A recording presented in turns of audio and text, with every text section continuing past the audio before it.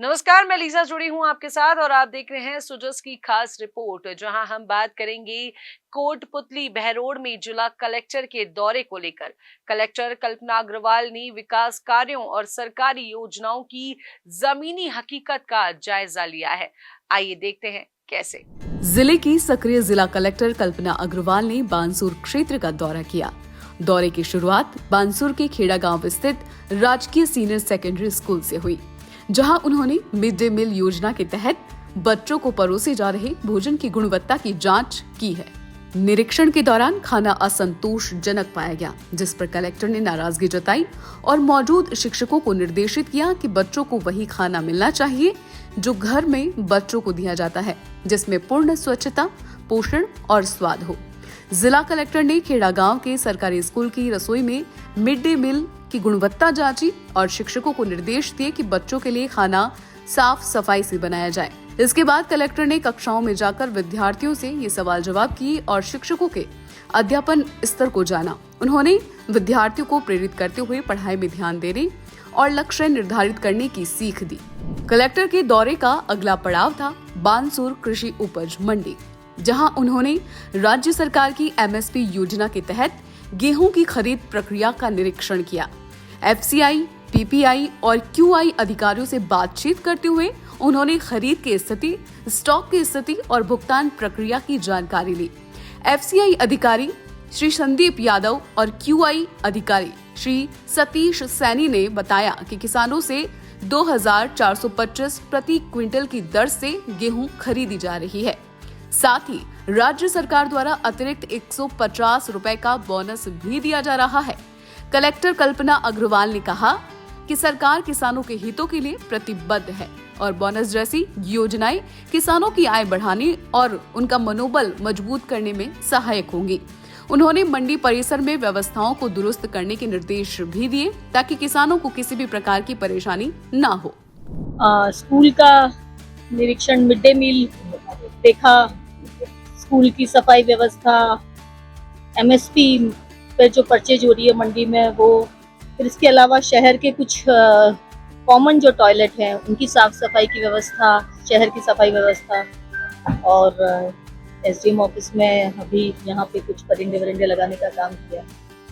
मुख्यतः तो जो चीज़ देखी वो एक तो ये है कि काफ़ी पैसा लगा के CSR में लोगों ने कुछ मदद जैसे स्कूल में दी हुई है, परंतु उसका प्रॉपर उपयोग मुझे लगा कि नहीं हो रहा है।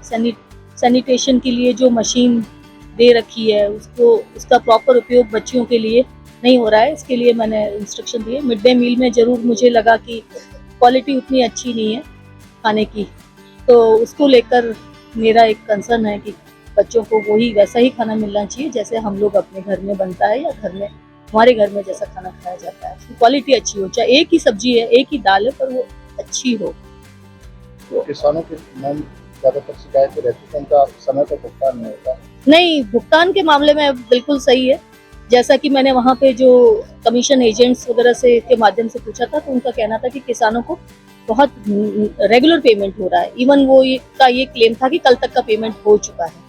तो ये एक सबसे प्लस पॉइंट है कि MSP पे रेगुलरली पेमेंट हो रहा है और MSP पे परचेज भी जो है वो यहाँ के टारगेट से काफ़ी अधिक हुई है।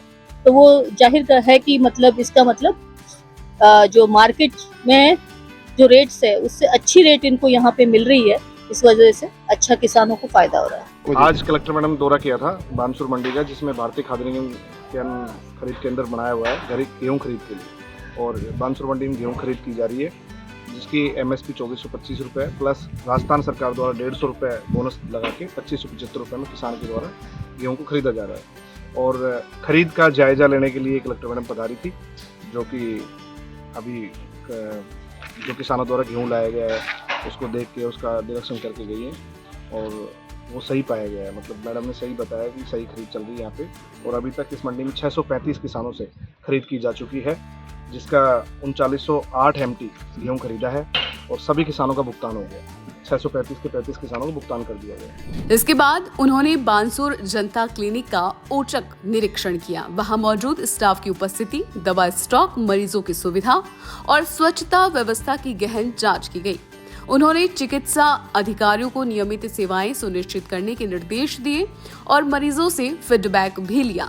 जिला कलेक्टर के दौरे का एक पहलू तब सामने आया जब उन्होंने उपखंड कार्यालय परिसर में पक्षियों के लिए परिंदे बांधने की पहल की। उन्होंने अधिकारियों और कर्मचारियों को निर्देश दिए कि गर्मी के मौसम में पक्षियों को दाना पानी की नियमित व्यवस्था सुनिश्चित करें। ये कदम न केवल मानवीय संवेदनशीलता को दर्शाता है, बल्कि जनसेवा के साथ साथ प्रकृति के प्रति जिम्मेदारी का संदेश भी देता है।